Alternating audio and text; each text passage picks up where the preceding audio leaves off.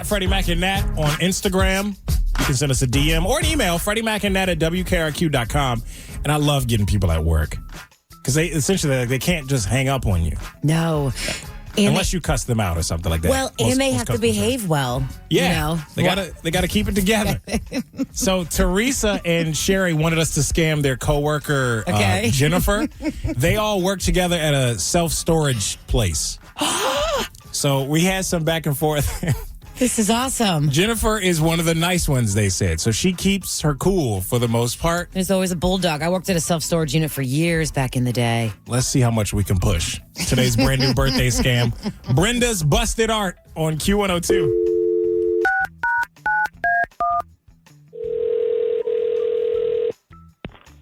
Storage and moving.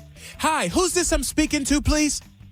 This is Jennifer. How can I help you? Jennifer, this is Brenda Zimmerman. I'm going to need your largest unit. Could you put one aside for me?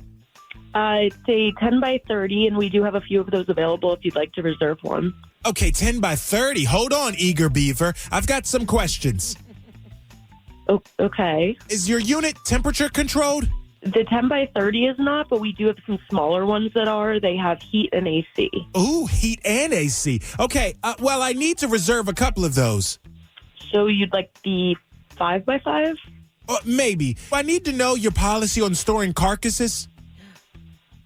Carcasses? Yes, carcasses. The former outermost shell of God's creatures that they shed in death. I don't think we would allow that here. So you're saying that people never store bearskin rugs or furs at your place? Those are carcasses? It sure is, yes. I don't know how my taxidermy is any different than somebody storing a fur. I honestly don't know about taxidermy. Okay, well, let me walk you through it really quick. It's when a beloved pet or farm animal expires, people come to me, and I can give that lifeless pet a new life as art. And that's what you want to store here? Well, take an expired house cat, for example. I would put him up on his hind legs, give him glasses and a pipe. Now he's Sherlock. What did you say your name was? You can also take maybe a potbelly pig. Again, prop him up on his hind quarters, give him a cape and a mask. He'll be your little piggy, Zorro. What do you think? Ew. Well, no. listen, Jennifer, I'm pretty new to the taxidermy thing, so I started by taking on a few projects pro bono, you know? Mm-hmm. And it all started with my cousin. Their family lost their hamster right before Christmas, and they were all crying, so I offered to do something I thought was special for old SpongeBob Hamster Pants. Can I get a callback number for you? And I did that so the kids wouldn't be all sad around Christmas time. You don't want that, right? With their hamster? It was a rush job, if I'm being honest. He wasn't quite ready for prime time. Well, I'm intrigued now, so what happened? Well, let's just say because I am a complete novice, I've had very mixed results. But that was just in the beginning. I don't know what that means. Well, that just means SpongeBob went all flat when I was finished with the treatment. It was a total surprise to everybody. Oh. So he looked like a furry, deflated whoopee cushion. But I'm determined to never give up. You keep getting better with practice. What's your number? But the hardest part is really the eyes. I've been experimenting with golf balls, also marbles. I've been trying that as well.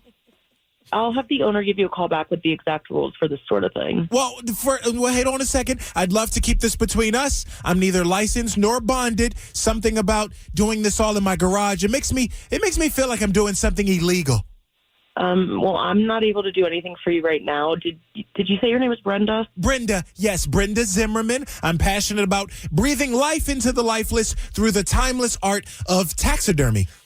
Okay, I'm going to need your number so the owner can give you a call back. Well, I could just stop over. I have some pieces that I'm currently in the middle of working on. They're in my trunk. A lot of people wonder, how do you fit all of that into your Dodge Neon? Anyway, you can see it for yourself when I stop by, and I'll bring the Lysol. Okay, if you're not going to give me your number, I can't help you. Well, maybe I'll bring Febreze. Thank you so much for dealing with the stench in advance. You can't bring them here. Well, for the stench or in this birthday phone scam. A what? This is a birthday phone scam, Jennifer. Hi, you're on Q102 right now with Freddie Mac and Nat. Oh. Oh, shit. Okay. Hi. Teresa and Sherry wanted us to get you for your birthday, and I just had to be sure beforehand that there was no stench. So. Okay. Yeah. Wow. I was worried I was going to be dealing with taxidermy. I was like thinking, no, thank you. Well, no, not today, at least. Not today. You just worry about enjoying your birthday, and we hope you have a good one. All right, Jennifer? All right. Thanks, guys. My gosh, there's something so cool yet so utterly terrifying about taxidermy What's in that? all forms. What? Gosh, stop. Imagine you open up a storage unit in the middle of the night and it's just like, there's just a squirrel right there. I'm sure there's, if it's your unit, you expect that. I know, but what You if shouldn't be go opening in up somebody else's unit. No, but you have to. You don't. I'm experienced in these. Sometimes you have to open other people's stuff if they miss their bills. It's her obsession, all right? Brenda loves taxidermy and ferrets, if you haven't realized already. You got to get her a pair of jorts. Yeah. Oh, yeah. Let's do that. Let us know who in your world has a birthday on the way. Shoot us a DM on Instagram at Freddie Mac and Nat. Cute. Cincinnati.